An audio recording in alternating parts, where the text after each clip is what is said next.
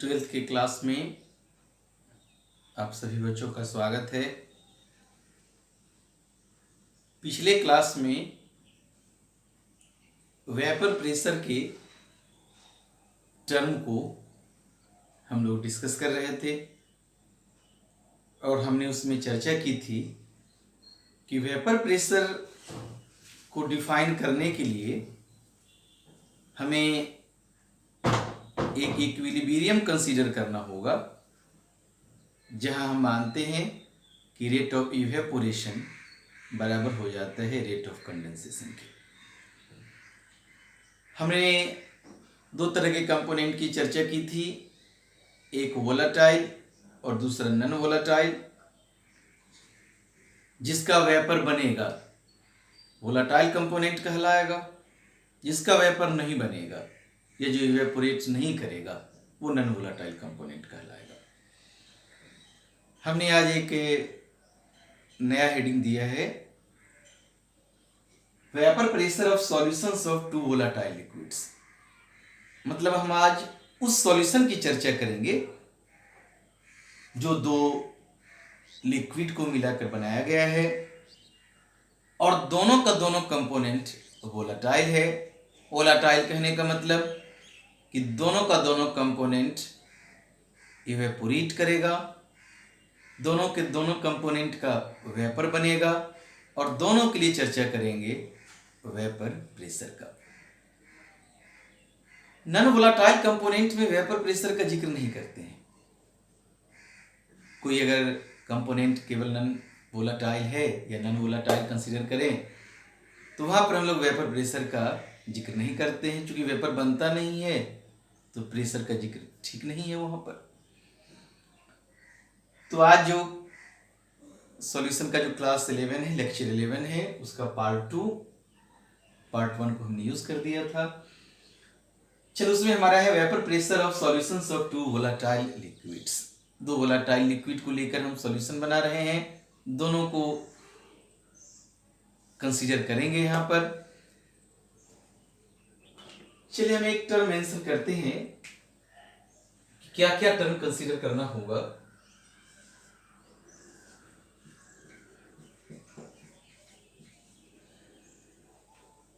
चलिए, हमारा जो सॉल्यूशन आज बनेगा उस सॉल्यूशन में हम लोग सब में जानते हैं कि एक पार्ट सॉल्यूट का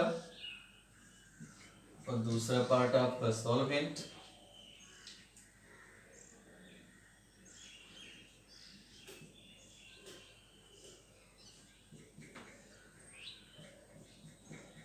दोनों हमारा लिक्विड है, हमने हेडिंग दिया है लिक्विड, और दोनों का दोनों वोलेटाइल कंपोनेंट है।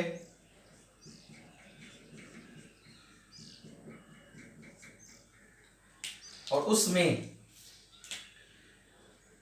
एक कंपोनेंट को हमने ए माना है और दूसरे कंपोनेंट को हमने बी माना है। गौर करेंगे, आज हमने सॉल्यूट सॉल्वेंट दोनों को वोलेटाइल माना है, एक को हम ए कंसीडर कर रहे हैं और दूसरा कंपोनेंट बी कंसीडर कर रहे हैं। आप कोई दो टर्म्स के लिए मान सकते हैं।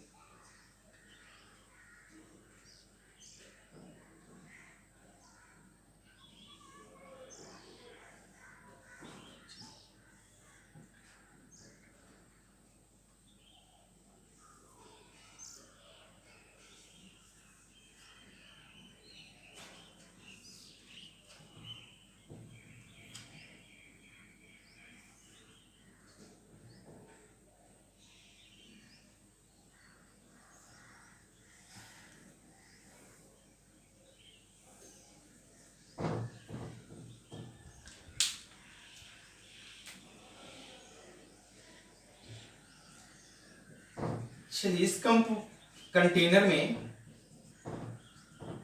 हमने जो कंपोनेंट रखा है वो प्योर लिक्विड है और प्योर लिक्विड ए। मतलब इस बर्तन में, बर्तन क्लोज्ड है। पिछले क्लास में हमने आपको बताया था कि वेपर प्रेशर के लिए कंटेनर क्लोज होना चाहिए। ओपन कंटेनर में वेपर प्रेशर का जिक्र नहीं करते हैं। और ये हमारा प्योर लिक्विड भी,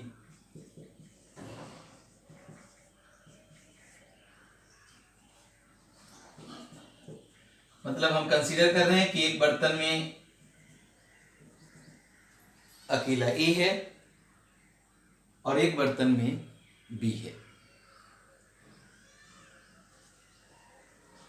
तो चूंकि दोनों को हमने वोलाटाइल माना है, इसलिए दोनों का वेपर बनेगा, दोनों का वेपर बनेगा। ए का भी वेपर बनेगा और बी का भी वेपर बनेगा। और वेपर बनने के साथ साथ वेपर प्रेशर की भी बात होगी। क्योंकि कंटेनर हमारा क्लोज्ड है, बंद कंटेनर है, तो वेपर प्रेशर की भी चर्चा करेंगे हम लोग यहां पर। ए और बी में हो सकता है कि ए ज्यादा वोलाटाइल हो बी से, या ऐसा हो सकता है कि बी ज्यादा वोलाटाइल हो ए से। जो कंपोनेंट ज्यादा वोलाटाइल होगा उसका वेपर ज्यादा बनेगा। अगर एक ही टेम्परेचर पर आपने रखा है तो उसका वेपर ज्यादा बनेगा। और जो कंपोनेंट आप लेस वोलाटाइल है उस कंपोनेंट का वेपर कम बनेगा। तो वेपर ज्यादा बनेगा तो ज्यादा वेपर प्रेशर उसके द्वारा होगा, और वेपर कम बनेगा तो उसके द्वारा कम वेपर प्रेशर होगा। तो ये प्योर लिक्विड ए है, ये प्योर लिक्विड बी है। इस बर्तन में भी इक्विलिब्रियम आया होगा, इस बर्तन में भी इक्विलिब्रियम आया होगा। तो इस कंटेनर में ए का मॉलिक्यूल जो वेपर स्टेट में है उसके द्वारा जो लिक्विड के सरफेस पर प्रेशर डाला जाएगा वो ए का वेपर प्रेशर होगा प्योर स्टेट में।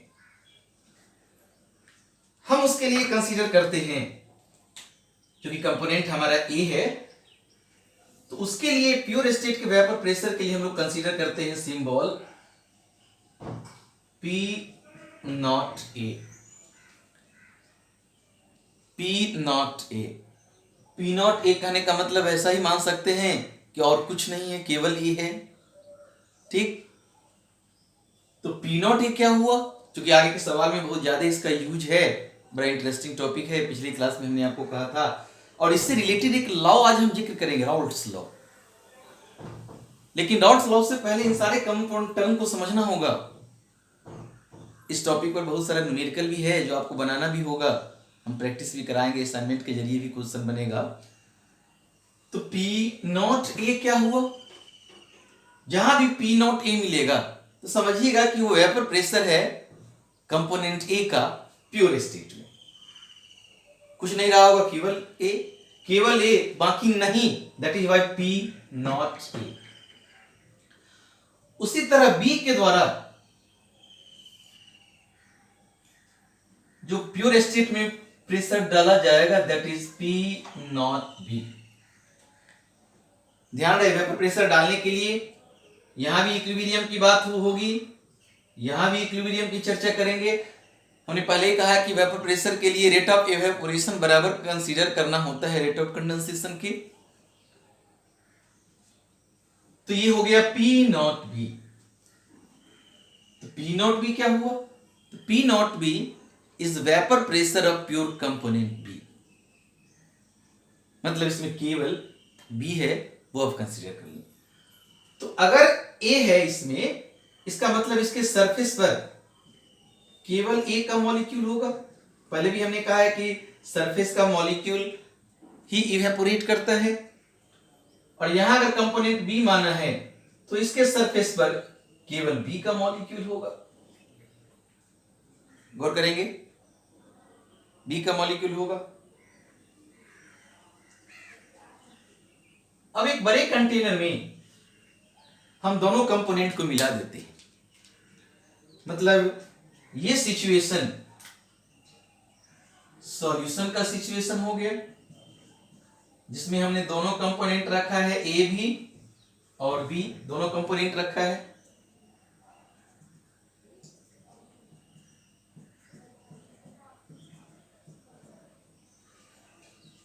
दोनों वोलाटाइल है, दोनों का वेपर बनेगा, दोनों के लिए चर्चा करेंगे वेपर प्रेशर का। जो जितना ज्यादा वोलाटाइल होगा उसका वेपर उतना ज्यादा बनेगा और उसके द्वारा डाला गया वेपर प्रेशर उतना ही ज्यादा होगा। तो क्या अब जो हमने सॉल्यूशन बनाया ए और बी मिलाकर, उसमें जो वेपर प्रेशर ए का होगा, क्या हम उसको पी नॉट ए कहेंगे?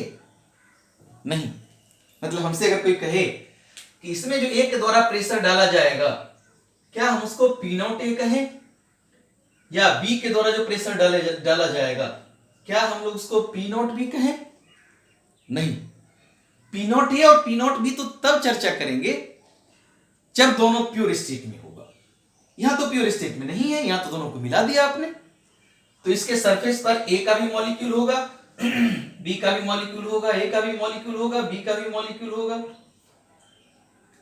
तो फिर पी नॉट ए नहीं कहेंगे तो क्या कहेंगे? तो इसके लिए टर्म यूज करेंगे पी ए, मतलब partial vapour pressure of component A, और इसके लिए यूज करेंगे P B, partial vapour pressure of component B. Partial कहां यूज करते हैं? मिक्सचर के केस में। तो मिक्सचर के केस में जो प्रत्येक कंपोनेंट के द्वारा जो प्रेशर डाला जाता है, मान लीजिए कि ए और बी दोनों का वेपर बना, दोनों के द्वारा लिक्विड के सरफेस पर प्रेशर डाला जाता होगा। मान लीजिए कि दोनों के द्वारा जो प्रेशर डाला गया वो टोटल प्रेशर हो गया 700 mm। गौर करेंगे, दोनों के द्वारा जो टोटल प्रेशर डाला गया लिक्विड के सरफेस पर, वेपर प्रेशर हुआ वो 700 mm। तो 700 mm में ए का जो अपना हिस्सा होगा, मान लीजिए कि ए का हिस्सा 400 mm है और बी का अपना हिस्सा 300 mm है। तो ए का अगर अपना हिस्सा 400 mm है, इसका मतलब ए ज्यादा वोलाटाइल है बी से। तो उस समय जो ए का अपना हिस्सा होगा वो ए का पार्शियल वेपर प्रेशर कहलाएगा। पार्शियल वेपर पहले भी हम यूज कर चुके हैं गैसों के लिए, डाल्टन्स लॉ में भी हम लोग इस बात का जिक्र करते हैं कि टोटल जो वेपर प्रेशर होता है वो सारे कंपोनेंट के द्वारा जो अलग अलग प्रेशर डाला गया उसका सम। इसका मतलब पीए और पीबी क्या हुआ? तो पीए और पीबी पार्शियल वेपर प्रेशर हुआ कंपोनेंट ए का, और पीबी का टर्म जो हुआ वो पार्शियल वेपर प्रेशर हुआ कंपोनेंट बी का। तो जैसे ही हमने पार्शियल का चर्चा किया, इसका क्या मतलब? इसका मतलब उस बर्तन में 2 या 2 से ज्यादा कंपोनेंट है तभी पार्शियल की चर्चा होगी। मिक्सचर के केस में ही करते हैं हम लोग। तो पीए का मतलब partial vapour pressure of component A, PB का मतलब partial vapour pressure of component B, या vapor pressure of component A in this solution, that is also PA, partial vapor pressure of component A, that is also PA। तो सवाल दोनों हिसाब से पूछता है। सवाल पूछेगा कि calculate the partial vapour pressure of component ए, तभी हम लोग पीए को कैलकुलेट करेंगे। और दूसरे सेंस में सवाल क्या पूछ सकता है कि calculate the vapour pressure of A in this solution. तो बताइए vapour pressure of A in this solution मतलब क्या? कि ए का वेपर प्रेशर सॉल्यूशन में कितना है, सॉल्यूशन में उसका कितना हिस्सा है, दैट इज आल्सो पीए। तो दोनों सेंस में सवाल पूछता है, ध्यान रखेंगे। तो ये क्रमशः आपका पीए और पीबी हो गया। पीए नॉट हमने क्या माना? पी नॉट ए हमने माना पार्शियल वेपर प्रेशर नहीं, प्योर कंपोनेंट का वेपर प्रेशर। ये पार्शियल नहीं, प्योर कंपोनेंट ए का वेपर प्रेशर, या ए का वेपर प्रेशर प्योर स्टेट में, पी नॉट बी का वेपर प्रेशर प्योर स्टेट में, P A partial vapour pressure of component A, P B partial vapour pressure of component B. इतना term हम लोग ध्यान रखते हैं। यहां सॉल्यूशन बना है और इस टर्म को ध्यान में रखते हुए हम एक टॉपिक का यहां डिस्कशन करते हैं। That topic is Rawls law. क्या कहता है रॉल्ड्स law?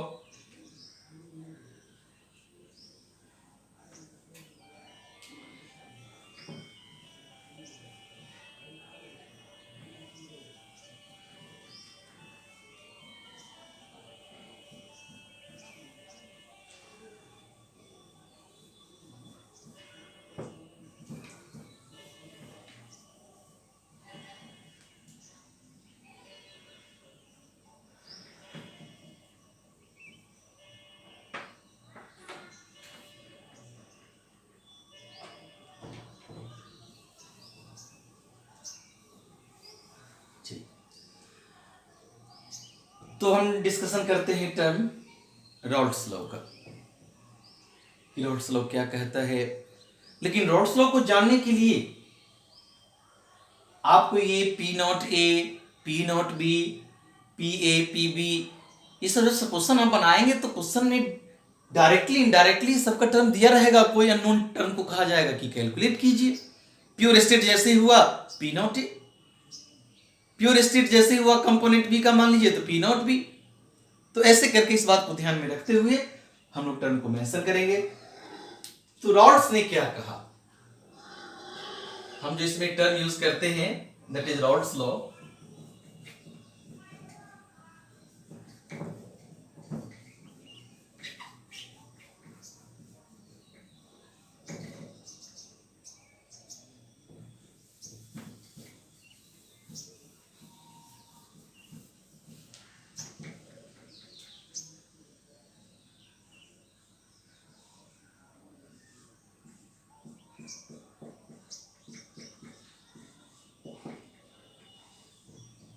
Rawls law,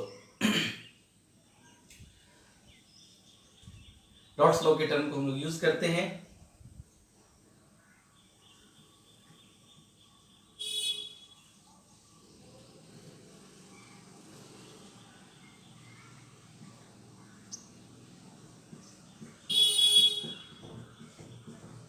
in a solution of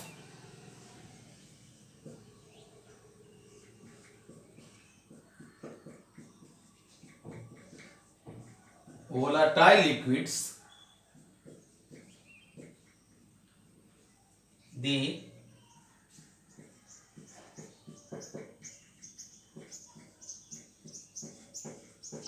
partial vapor pressure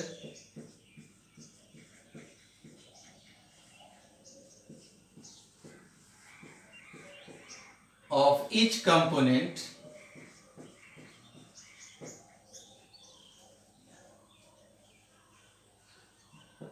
is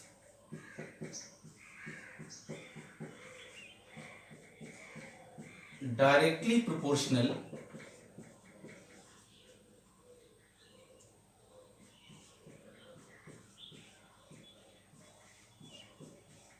to the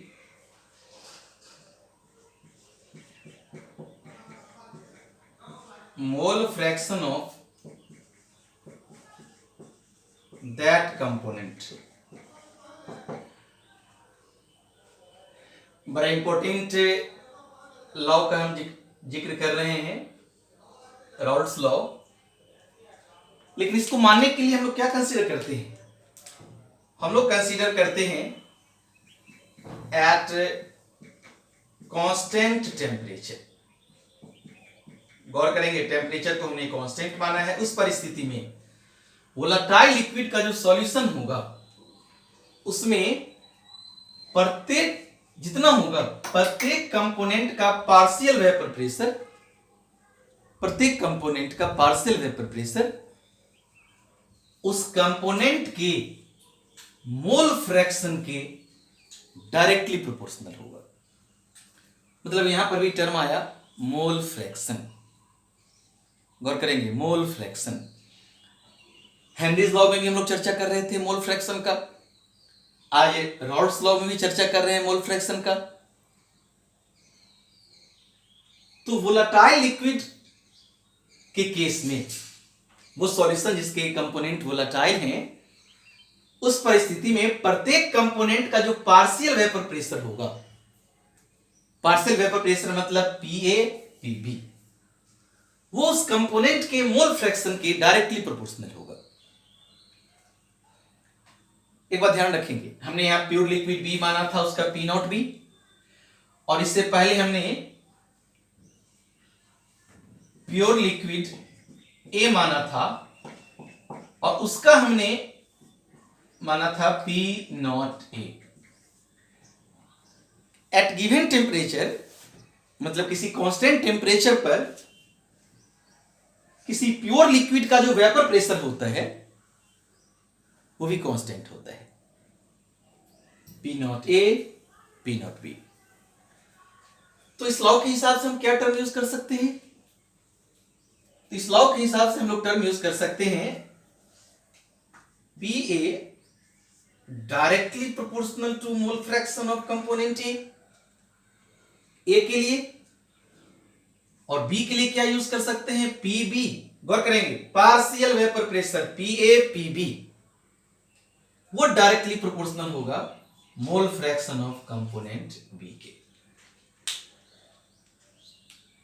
rods के हिसाब से हमने दो अलग अलग कंपोनेंट पर रॉड्स लॉ को लगाया है, टेम्परेचर को कांस्टेंट माना है, और पार्शियल वेपर प्रेशर जो होगा वो उस कंपोनेंट के मोल फ्रैक्शन के डायरेक्टली प्रोपोर्शनल होगा।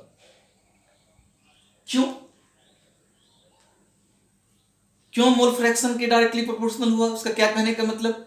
इसका मतलब कि मोल फ्रैक्शन ज्यादा होगा तो उस कंपोनेंट का पार्शियल वेपर प्रेशर सॉल्यूशन में जो उसका हिस्सा होगा पार्शियल वेपर प्रेशर वो भी ज्यादा हो जाएगा। वो क्यों ज्यादा हो जाएगा? ध्यान दीजिएगा, मोल फ्रैक्शन ज्यादा है इसका क्या मतलब कि सॉल्यूशन में उस कंपोनेंट का नंबर ऑफ मोल्स ज्यादा है। नंबर ऑफ मोल्स ज्यादा होगा तभी तो मोल फ्रैक्शन ज्यादा होगा। तो मोल फ्रैक्शन ज्यादा होने का मतलब कि नंबर ऑफ मोल्स ज्यादा, नंबर ऑफ मोल्स ज्यादा होने का मतलब कि उस बर्तन में नंबर ऑफ मॉलिक्यूल्स उस कंपोनेंट का ज्यादा, और जितना ज्यादा नंबर ऑफ मॉलिक्यूल्स होगा उसका वेपर उतना बनेगा, और वेपर जितना बनेगा उसके द्वारा डाला गया प्रेशर, वेपर प्रेशर की जो चर्चा करते हैं वो उतना ही ज्यादा हो जाएगा। गौर करेंगे हमने क्या कहा, क्योंकि सॉल्यूशन की बात है तो हम चर्चा करेंगे पार्शियल वेपर प्रेशर का। हमने कहा कि मोल फ्रैक्शन ज्यादा होने से पार्शियल वेपर प्रेशर ज्यादा हो जाएगा। ऐसा क्यों? ऐसा इसलिए कि मोल फ्रैक्शन ज्यादा होगा, इसका मतलब कि उस सॉल्यूशन में, सॉल्यूशन की बात कर रहे हैं, उस सॉल्यूशन में मान लीजिए कि सॉल्यूशन में ए का मोल फ्रैक्शन ज्यादा है, तो ए का मोल फ्रैक्शन ज्यादा है इसका क्या मतलब कि ए का नंबर ऑफ मोल्स ज्यादा घुला हुआ है। ए का नंबर ऑफ मोल्स ज्यादा घुलने का मतलब कि ए का नंबर ऑफ मॉलिक्यूल्स ज्यादा है। ए का जितना ज्यादा मॉलिक्यूल बर्तन में होगा वो उतना ज्यादा वेपर में कन्वर्ट करेगा।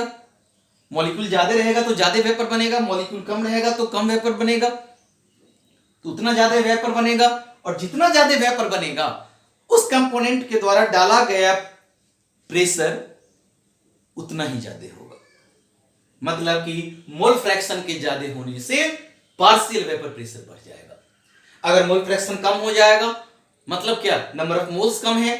नंबर ऑफ मोल्स कम होने का मतलब, नंबर ऑफ मोल्स कम होने का मतलब कि उसमें मॉलिक्यूल कम है, मॉलिक्यूल कम है, कम वेपर बनेगा, कम वेपर बनेगा, पार्शियल वेपर प्रेशर का वैल्यू भी कम होगा। इसलिए रॉड्स ने कहा कि पार्शियल वेपर प्रेशर जो वोलेटाइल कंपोनेंट का होगा वो उस कंपोनेंट के मोल फ्रैक्शन के डायरेक्टली प्रोपोर्शनल होगा, इसलिए मोल फ्रैक्शन को यूज किया गया। याद कीजिए शुरू से ही टर्म मोल फ्रैक्शन को हम ऐसे करके डिनोट कर रहे हैं। अब मोल फ्रैक्शन कैसे निकालते हैं उस बात को ध्यान में रखकर ही क्वेश्चन बनाया जाएगा कि मोल फ्रैक्शन अगर निकालना है तो याद कीजिए हमने कहा था कि मोल फ्रैक्शन अगर कंपोनेंट ए का निकालना है तो वो बराबर होगा number of moles of A divided by number of moles of A plus number of moles of B, अगर दो को मिलाकर बनाते हैं। उसी तरह मोल फ्रैक्शन कंपोनेंट बी का निकालना होगा तो number of moles of B divided by number of moles of A plus number of moles of B. Actual जो मोल फ्रैक्शन का सिंबल होता है उसको हम लोग ग्रीक लेटर में, ग्रीक अल्फाबेट में ऐसे ही कंसीडर करके यूज करते हैं। एंड दिस इज बेसिकली काई, CHI काई। जिस तरह ग्रीक अल्फाबेट में अल्फा, बीटा, गामा ऐसे करके कंसीडर किया जाता है, ओमेगा, सिग्मा, उसी तरह मोल फ्रैक्शन के लिए एक्चुअल सिंबल ऐसे यूज किया जाता है CHI काई। लेकिन ये हमारे आपके लेटर के एक्स से मिलता जुलता लगता है, इसीलिए हम लोग यूज कर देते हैं XA, XB, लेकिन एक्चुअल सिंबल हम काय के आधार पर कंसीडर करते हैं। तो यहां तो हम लोग अपने हिसाब से XA और XB में मानकर ही कंसीडर कर सकते हैं क्वेश्चन बनाने के लिए। चलिए प्रोपोर्शनल हटाएंगे तो कांस्टेंट डालेंगे। तो रॉल्स ने कहा कि पीए तब बराबर हो जाएगा P naught A into mole fraction of A. इसका मतलब ये हमारा कांस्टेंट हुआ। अभी आपने माना है कि किसी भी कंपोनेंट का प्योर स्टेट में जो वेपर प्रेशर होता है किसी दिए गए टेम्परेचर पर वो कांस्टेंट होता है। आप पी नॉट ए नहीं मानते तो के मानते हैं कांस्टेंट, उसके जगह पर टर्म यूज किया गया है पी नॉट ए। तो फिर इस कंपोनेंट के लिए क्या होगा, तो पीबी बराबर हो जाएगा P naught B into mole fraction of component B. हमसे पूछेगा कि रॉल्स लॉ क्या है, तो हमको इतना ही मेंशन करना है कि रॉल्स लॉ कहता है कि किसी भी वोलेटाइल कंपोनेंट का जो पार्शियल वेपर प्रेशर होगा वो उस कंपोनेंट के मोल फ्रैक्शन के डायरेक्टली प्रोपोर्शनल होगा जो उसका मोल फ्रैक्शन सॉल्यूशन में आएगा। मतलब ए का मोल फ्रैक्शन जो सॉल्यूशन में आएगा उसके आधार पर। इसका अर्थ क्या हुआ, इसका अर्थ ये हुआ कि जिस कंपोनेंट का मोल फ्रैक्शन या किसी कंपोनेंट का मोल फ्रैक्शन अगर ज्यादा है तो उसके द्वारा डाला गया प्रेशर जो होगा सॉल्यूशन में, पार्शियल कहां यूज करते हैं, मिक्सचर में, सॉल्यूशन में मिलाने के बाद, तो उस कंडीशन में अगर मोल फ्रैक्शन ज्यादा है तो उसका पार्शियल वेपर प्रेशर भी ज्यादा हो जाएगा। तो यहां तक का जो टर्म यूज किया है that is Rawls law.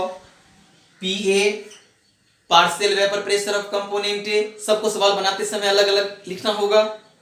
P naught A vapour pressure of component A in pure state. ये जो पी नॉट ए आपका हुआ अभी आपने कहीं माना है vapour pressure of pure component A, pure component ए, केवल उस बर्तन में आपने ए लिया था, पी नॉट ए केवल ए, नॉट दूसरा कुछ नहीं। उसी तरह पी नॉट बी जो आपका हुआ वो हो गया vapour pressure of pure component B, और आपने उसको कांस्टेंट माना है क्योंकि अभी हमने चर्चा की किसी दिए गए टेम्परेचर पर उसका जो वेपर प्रेशर होगा कंपोनेंट का प्योर स्टेट में वो कांस्टेंट होता है। उस आधार पर हम इस टर्म को यूज कर रहे हैं। चलिए अब इसमें एक टर्म और मेंशन करें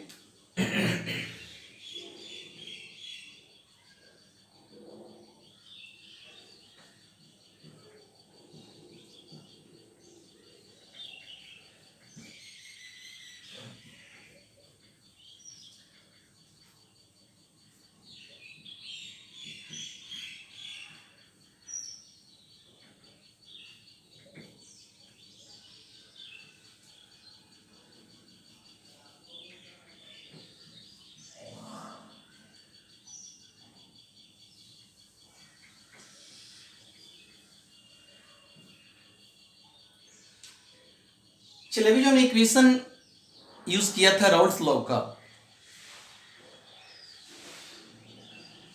उस इक्वेशन से हम लोग इस कंटेनर में टोटल वेपर प्रेशर निकालना चाहते हैं। मतलब डाल्टन की अगर बात माने तो उस परिस्थिति में अगर जो वेपर बना है, वेपर भी तो गैस है, तो अगर वो आइडियल गैस की तरह बिहेव करे तो वहां पी टोटल की भी चर्चा होगी। तो क्या होगा पी टोटल, आपने तो पार्शियल वेपर प्रेशर ए और बी का माना था, पी और पी बी, तो पी टोटल क्या होगा अप्लाइंग डाल्टन्स लॉ के हिसाब से,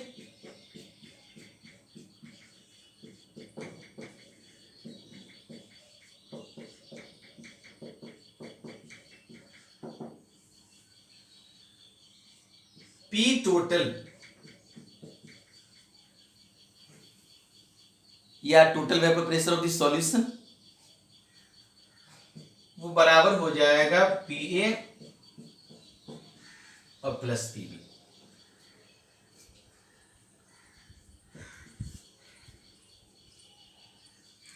पी ए कैसे टूटेगा, तुरंत दिमाग में इस बात को रखेंगे। पीए जहां भी तोड़ना हो तुरंत उसको तोड़ दीजिए, P naught A into mole fraction of A. जहां भी पीए आए तुरंत समझिए P naught A into mole fraction of component A, और जहां भी पीबी आए तुरंत आप अपने दिमाग में रखिए P naught B into mole fraction of component B. इसका मतलब कि हम लोग यहां पी ए और पी बी दोनों का वैल्यू दे सकते हैं, लेकिन हम इसी इक्वेशन को किसी एक कंपोनेंट के टर्म में हम कंसीडर करेंगे कि आपका जो कंपोनेंट कोई एक होगा उसके आधार पर कंसीडर करें। तो मान लीजिए कि हम इसका पी टोटल अगर हम निकालें तो पी ए को फिर तोड़ेंगे तो क्या बनेगा, ये तो रॉल्स लॉ के हिसाब से है, P naught A into mole fraction of A plus P naught B into mole fraction of component B. बाकी हम पी टोटल में निकाल रहे हैं और दोनों का वैल्यू दे रहे हैं। ये जो इक्वेशन है पी टोटल का वो तो मोल फ्रैक्शन ए और मोल फ्रैक्शन बी दोनों के हिसाब से है। हम अगर चाहें तो इस इक्वेशन को या तो केवल कंपोनेंट ए के मोल फ्रैक्शन में के हिसाब से लिखें या केवल कंपोनेंट बी के मोल फ्रैक्शन के हिसाब से लिखें। तो उसके लिए क्या कंसीडर करना होगा, तो उसके लिए या तो मोल फ्रैक्शन ए को मोल फ्रैक्शन बी के टर्म में बदल दीजिए या मोल फ्रैक्शन बी को मोल फ्रैक्शन ए के टर्म में बदल दीजिए। कोई काम हम कर रहे हैं। वी नो, हम लोग जानते हैं mole fraction of A plus mole fraction of B बराबर 1। इससे आप बताइए कि मोल फ्रैक्शन ऑफ ए बराबर 1 minus mole fraction of B. अब इस इक्वेशन में हम लोग मोल फ्रैक्शन ऑफ ए की जगह पर 1 minus mole fraction of B डाल दे, देखिए क्या होता है। तो हमारा इक्वेशन आएगा पी टोटल बराबर P naught A 1 minus mole fraction of B. इस मोल फ्रैक्शन ऑफ ए की जगह पर 1 minus mole fraction of B plus P naught B into mole fraction of component B. इसको एक स्टेप और बढ़ाइएगा तो यहां पी नॉट ए माइनस, इसको मल्टीप्लाई करेंगे तो minus P naught A into X B. तो अगर हम इसका पूरा सॉल्यूशन करें तो हमें जो पी टोटल मिलेगा वो पी टोटल मिल जाएगा पी नॉट ए प्लस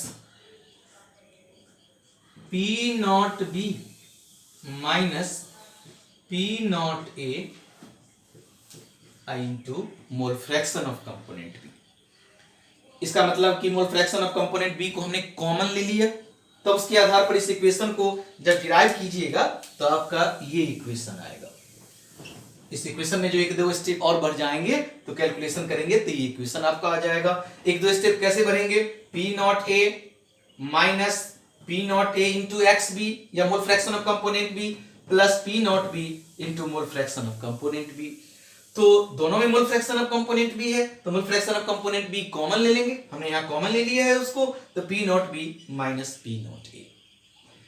ये इक्वेशन बहुत ज्यादा यूज होगा और इसी इक्वेशन पर हम आगे के टर्म को डिस्कस करेंगे। गौर कीजिए, P total P naught A plus P naught B minus P naught A into mole fraction of component B, ये इसी इक्वेशन से आया हुआ टर्म है।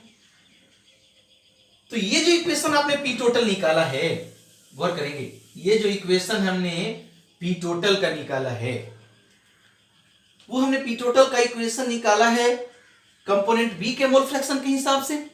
आप चाहते तो ये पी टोटल कंपोनेंट ए के मोल फ्रैक्शन के हिसाब से भी निकलता। इसका मतलब ये इक्वेशन क्या क्या हमें बताता है, तो ये इक्वेशन सबसे पहले हमको ये बताता है कि अगर दो वोलेटाइल कंपोनेंट को मिलाकर सॉल्यूशन बनाया जाएगा तो उस सॉल्यूशन का जो पार्शियल वेपर प्रेशर होगा टोटल, वो किसी एक कंपोनेंट के मोल फ्रैक्शन के साथ रिलेटेड होगा, या तो mole fraction of component A के साथ या तो mole fraction of component B के साथ। ध्यान रखेंगे, अगर यहां पी नॉट ए है तो इस ब्रैकेट में पहला टर्म पी नॉट बी का होगा, और अगर यहां ए का टर्म है, इक्वेशन पहचानने के लिए भी कहता है अगर यहां ए का टर्म है तो यहां समझिए कि ठीक उल्टा होगा, उल्टे वाले कंपोनेंट का मोल फ्रैक्शन होगा। तो यहां ए का, तो यहां का जो टर्म होगा वो कंपोनेंट बी का मोल फ्रैक्शन हो जाएगा। तो कभी कभार 4 इक्वेशन दे देता है और कहता है कि पहचानिए कि इसमें से कौन इक्वेशन होगा। एक इक्वेशन ये दे देगा P नॉट ए प्लस, फिर ब्रैकेट में देगा P not B minus P not a, और यहां एक्स ए दे देगा। तो यहां अगर मोल फ्रैक्शन ए का दे दिया तब तो गलत हो जाएगा, क्योंकि यहां कंपोनेंट ए है तो यहां का जो टर्म होगा वो कंपोनेंट किसका होगा, बी का होगा। दोनों टर्म के हिसाब से, जैसे गौर कीजिए हम एक टर्म मेंशन कर रहे हैं,